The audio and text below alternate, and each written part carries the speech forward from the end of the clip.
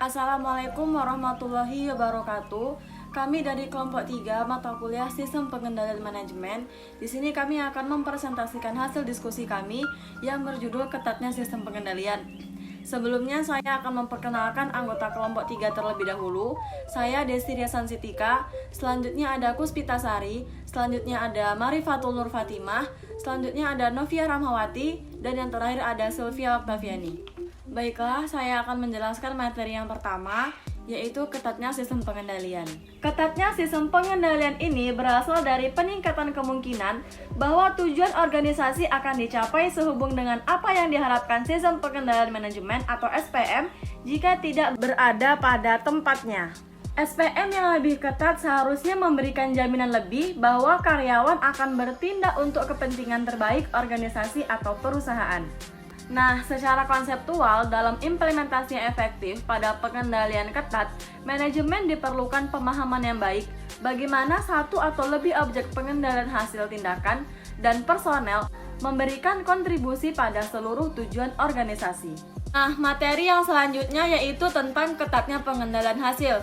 Ketatnya pengendalian hasil di sini ada 7 poin. Yang pertama yaitu definisi hasil yang diinginkan, yang kedua kesesuaian, yang ketiga spesifikas, yang keempat komunikasi dan internalisasi, yang kelima kelengkapan, yang keenam pengukuran kinerja, dan yang ketujuh insentif. Baiklah, di sini saya akan menjelaskan poin yang pertama, yaitu tentang definisi hasil yang diinginkan. Nah, dalam hal ini yang harus disesuaikan adalah yang pertama yaitu tujuan organisasi yang sebenarnya. Dan yang kedua, target kerja harus spesifik. Yang ketiga, hasil yang diinginkan harus secara efektif dikomunikasikan dan diinternalisasikan oleh karyawan yang sedang dikendalikan. Dan yang keempat, pengendalian hasil digunakan secara eksklusif pada bagian kinerja yang ada. Poin yang kedua yaitu kesesuaian. Sistem pengendalian hasil mungkin mengalami permasalahan kesesuaian karena manajer tidak memahami dengan baik tujuan organisasi yang sesungguhnya, atau karena dimensi kinerja yang dipilih oleh manajer tidak merealisasikan tujuan yang sesungguhnya dengan baik.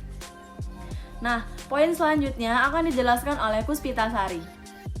Baiklah, saya akan melanjutkan penjelasan dari Desi Riasan Sitika, yaitu poin ketiga spesifikasi.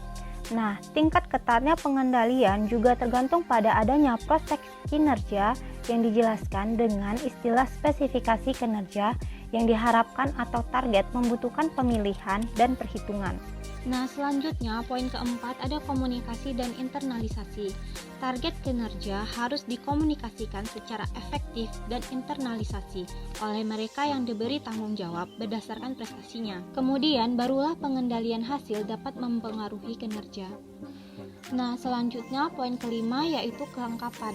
Sistem pengendalian hasil selengkap mungkin harus mencakup seluruh informasi mengenai pengaruh karyawan terhadap nilai perusahaan yang diukur secara tepat, sehingga usaha karyawan seimbang ada seluruh dimensi pekerjaan. Kemudian poin keenam ada pengukuran kinerja. Sistem pengendalian hasil yang digunakan untuk menerapkan pengendalian yang ketat memerlukan semua kualitas pengukuran yang tinggi. Nah, jika pengukuran ini gagal, pada bagian manapun, sistem pengendalian tidak dapat digolongkan sebagai pengendalian yang ketat karena adanya permasalahan perilaku yang dimungkinkan. Kemudian poin ketujuh ada insentif.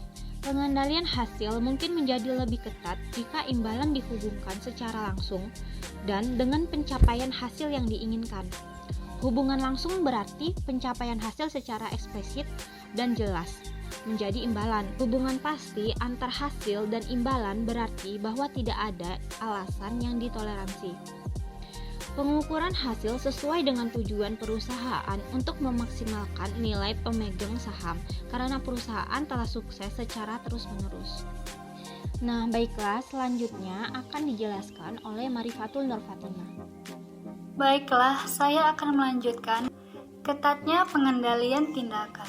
Secara keseluruhan, sistem pengendalian tindakan harus dianggap ketat hanya jika besar kemungkinan bagi karyawan untuk terus-menerus terlibat dalam semua tindakan yang penting untuk keberhasilan operasi dan tidak akan terlibat dengan tindakan yang merugikan. Yang pertama, pembatas perilaku. Pembatas perilaku, baik fisik maupun administrasi, dapat menciptakan pengendalian yang ketat dalam beberapa bidang pada suatu organisasi. Pembatas fisik terdiri atas banyak bentuk, dimulai dari kunci di meja untuk mengembangkan perangkat lunak dan sistem keamanan elektronik. Batas administratif juga menciptakan pengendalian yang beragam. Pembatasan otoritas pada organisasi yang lebih tinggi dapat menciptakan pengendalian yang lebih ketat apabila diasumsikan bahwa karyawan yang kedudukannya lebih tinggi dapat membuat keputusan yang lebih reliabel daripada karyawan yang kedudukannya lebih rendah. Pemisahan tugas antara dua karyawan atau lebih yang merupakan tipe pembatas administrasi lain membuat aktivitas yang merugikan cenderung berkurang karena satu orang tidak bisa menyelesaikan keseluruhan tugas. Kajian pratindakan dapat membuat ketat SPM jika kajiannya sering, detail, dan dilakukan oleh pengkaji yang rajin dan berpengetahuan luas. Kajian pratindakan selalu ketat pada bagian yang melibatkan sumber daya yang besar karena banyak investasi yang tidak bisa dibatalkan dan dapat mempengaruhi kegagalan atau keberhasilan suatu organisasi. Kajian pratindakan yang ketat ini melibatkan pengawasan formal rencana bisnis dan permintaan modal oleh para ahli pada porsi staf seperti divisi keuangan dan berbagai tingkat manajemen. Baiklah, selanjutnya akan dilanjutkan oleh Novia Rahmawati. Baiklah, selanjutnya saya akan melanjutkan penjelasan dari Saudari Marifatul, yaitu akuntabilitas tindakan. Dalam akuntabilitas tindakan, pengendalian akuntabilitas tindakan menciptakan pengendalian ketat seperti halnya pengendalian hasil yang ketat. Jumlah pengendalian yang timbul dari pengendalian akuntabilitas tindakan tergantung pada karakteristik definisi tindakan yang diinginkan atau tidak diinginkan, efektivitas sistem pelacakan tindakan, dan penguatan imbalan atau hukuman yang diberikan. Di dalam akuntabilitas tindakan terdapat 3 hal, yaitu definisi tindakan, pelacakan tindakan, dan penguatan tindakan. Definisi tindakan. Untuk mencapai pengendalian akuntabilitas tindakan yang ketat, definisi tindakan harus sesuai spesifik, dikomunikasikan dengan baik dan lengkap. Pengendalian lebih ketat dapat juga dipengaruhi oleh pembuatan definisi tindakan yang spesifik dalam bentuk peraturan kerja. Misalnya larangan minum alkohol selama kerja, atau kebijakan seperti persyaratan untuk mendapatkan 3 penawaran yang bersaing sebelum melakukan pembelian, yang berlawanan dengan hanya mengendalikan arahan yang kurang spesifik, seperti menjalankan kebijakan yang baik atau memperlakukan rekan kerja dan konsumen dengan hormat. Pengendalian tindakan yang ketat dapat diandalkan untuk fungsi organisasi yang tepat pada lingkungan tertentu, misalnya seperti bank, fasilitas tenaga nuklir, rumah sakit, dan rumah perawatan kesehatan kritis. Namun, pengendalian tersebut tidak efektif dalam suatu keadaan tertentu, misalnya seperti pada situasi ketika tindakan yang diinginkan tidak dapat didefinisikan sepenuhnya karena tugas yang kompleks dan memerlukan kebijakan yang luas atau kreativitas. Ketika tindakan yang diinginkan tidak dapat didefinisikan dengan tepat, pengendalian akuntabilitas tindakan tidak akan menghasilkan pengendalian ketat. Bahkan pengendalian tersebut mungkin akan menjadi kontraproduksi karena mungkin akan membatasi penilaian profesional, mengekang kreativitas, dan menyebabkan penundaan keputusan dan lambatnya respon strategis terhadap kondisi pasar yang berubah. Selanjutnya adalah pelancakan tindakan. Pengendalian pada sistem pengendalian akuntabilitas juga dapat dibuat lebih ketat dengan cara meningkatkan efektivitas sistem pelacakan tindakan. Supervisi langsung secara terus-menerus adalah salah satu metode pelacakan dan tindakan yang ketat. Audit laporan tindakan yang detail merupakan metode lainnya.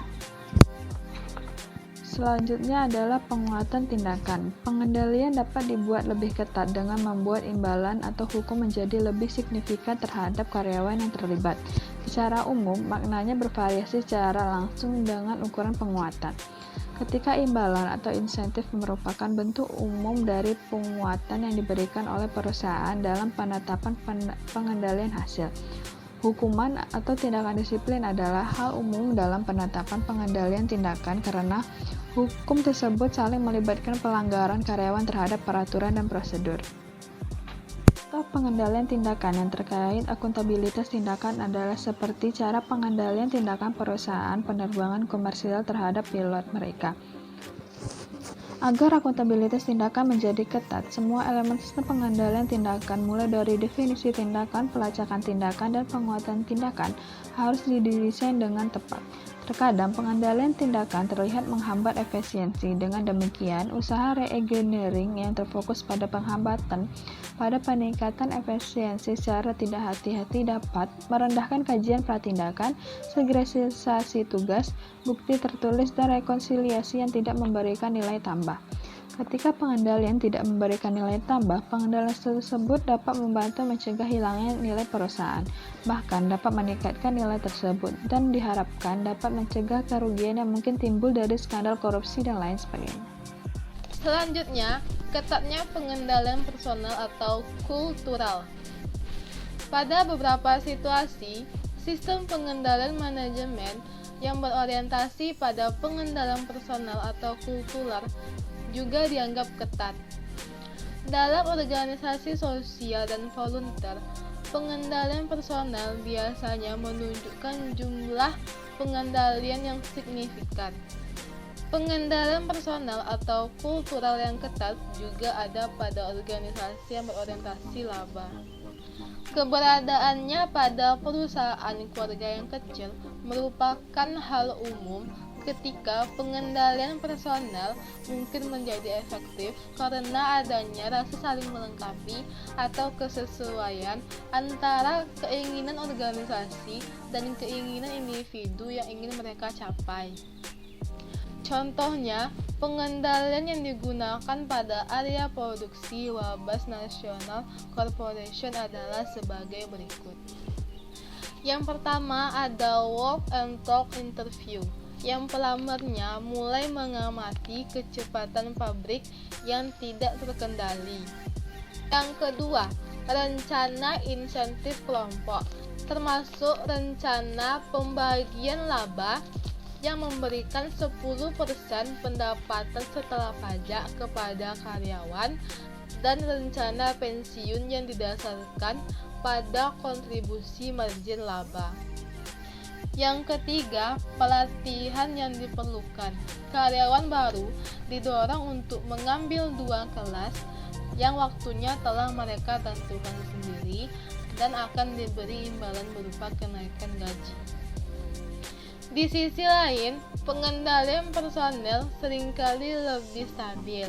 Budaya organisasi bisa menjadi kuat karena mereka berasal dari kepercayaan dan nilai yang dimiliki secara mendalam dan tersebar luas. Namun, dalam beberapa kasus, tingkat pengendalian pada pengendalian personel kurang ketat disebabkan karena yang pertama, kurangnya rasa saling melengkapi antara tujuan individu dan organisasi. Yang kedua, karakteristik yang tidak stabil. Yang ketiga, perbedaan antara tujuan individu dan organisasi yang tak terduga. Baiklah, kesimpulan dari materi kali ini adalah untuk memperketat pengendalian, perusahaan harus sering mendasarkan pada berbagai bentuk pengendalian dan menyesuaikan satu sama lain. Selanjutnya, pengendalian tersebut menguatkan satu sama lain atau saling melengkapi sehingga bisa saling mengisi yang kombinasinya menciptakan pengendalian ketat pada seluruh faktor penting keberhasilan perusahaan. Harus diakui bahwa perusahaan terkadang dengan sengaja memilih melonggarkan pengendalian mereka. Mereka melakukannya karena pengendalian yang tidak cocok akan menyebabkan efek samping yang merugikan, seperti penundaan produksi dan penurunan motivasi karyawan.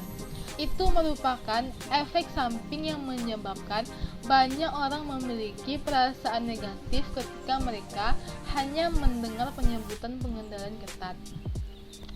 Baiklah, sekian presentasi dari kelompok 3. Mohon maaf apabila ada salah kata dalam penyampaian. Lebih dan kurang kami ucapkan terima kasih. Wassalamualaikum warahmatullahi wabarakatuh.